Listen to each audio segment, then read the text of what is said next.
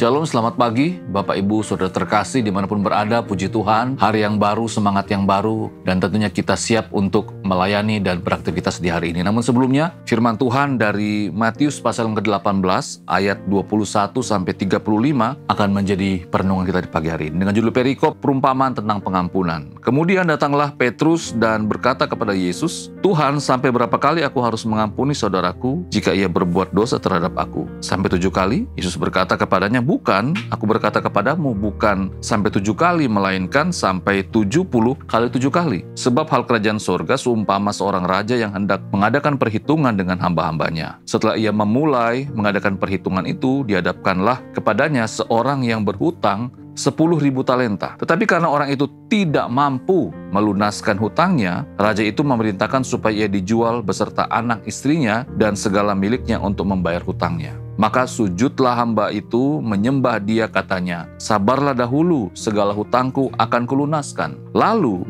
tergeraklah hati raja itu oleh belas kasihan akan hamba itu, sehingga ia membebaskannya dan menghapuskan hutangnya. Tetapi ketika hamba itu keluar, ia bertemu dengan seorang hamba yang lain yang berhutang 100 dinar kepadanya. Ia menangkap dan mencekik kawannya itu, katanya, 'Bayar hutangmu.' Maka sujudlah kawannya itu dan memohon kepadanya, 'Sabarlah dahulu, hutangku itu akan kulunaskan.' Tapi ia menolak dan menyerahkan kawannya itu ke dalam penjara sampai dilunaskannya hutangnya. Melihat itu, kawan-kawannya yang lain sangat sedih, lalu menyampaikan segala yang terjadi kepada tuan mereka. Raja itu menyuruh memanggil orang itu dan berkata kepadanya, 'Hai hamba yang jahat, seluruh hutangmu telah kuhapuskan karena engkau memohonkannya kepadaku. Bukankah engkau pun harus mengasihi kawanmu seperti aku telah mengasihi engkau?' Maka marahlah tuannya itu dan menyerahkannya kepada algojo-algojo sampai ia melunaskan seluruh hutangnya. Maka Bapakku yang di sorga akan berbuat demikian juga terhadap kamu, apabila kamu masing-masing tidak mengampuni saudaramu dengan segenap hatimu." Demikian bacaan firman Tuhan kita. Berbahagialah yang mendengar dan mengindahkan. Bapak Ibu Saudara terkasih, kembali kita akan melihat sama-sama bagaimana karakteristik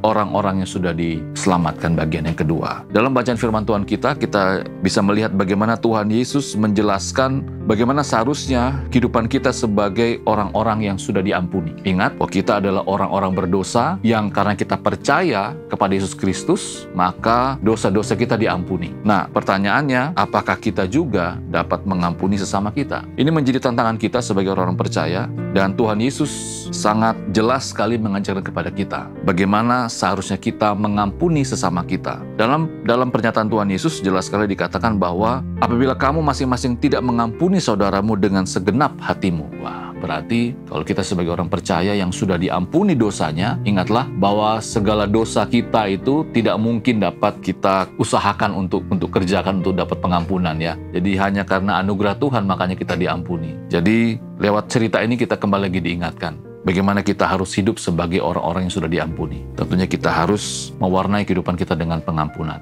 Suami, istri, kalau ada konflik, tentunya harus kita jangan lupakan pengampunan. Orang tua dan anak juga mungkin ada konflik, jangan lupa harus mewarnai juga dengan pengampunan. Teman dan sahabat juga mungkin punya konflik, ingat diwarnai juga dengan pengampunan. Dalam konteks berjemaat mungkin ada perselisihan, ada persoalan, ada masalah, ingatlah harus diwarnai juga dengan pengampunan. Karena apa? Karena kita terlebih dahulu sudah diampuni. Di ayat yang ke-33, "Bukankah engkau pun harus mengasihi kawanmu seperti aku telah mengasihi engkau?" Kiranya firman Tuhan di pagi hari ini kembali lagi mengingatkan kita bagaimana kita sebagai orang-orang yang sudah diampuni, kita memiliki karakteristik sebagai orang-orang yang sudah diampuni atau diselamatkan. Kita berdoa. Tuhan, terima kasih, kami bersyukur dalam suasana Paskah ini kami kembali lagi terus diingatkan bahwa kami juga adalah orang-orang yang sudah diampuni. Ajar kami juga untuk selalu mengampuni orang-orang di sekeliling kami dengan segenap hati kami. Sama seperti Engkau juga sudah mengampuni kami dan juga sudah melupakan setiap kesalahan kami. Terima kasih Tuhan, ini doa kami. Memberkati apa yang kami kerjakan di hari ini dan juga memberkati orang yang kami kasihi. Di dalam nama Tuhan Yesus kami sudah berdoa dan bersyukur. Amin.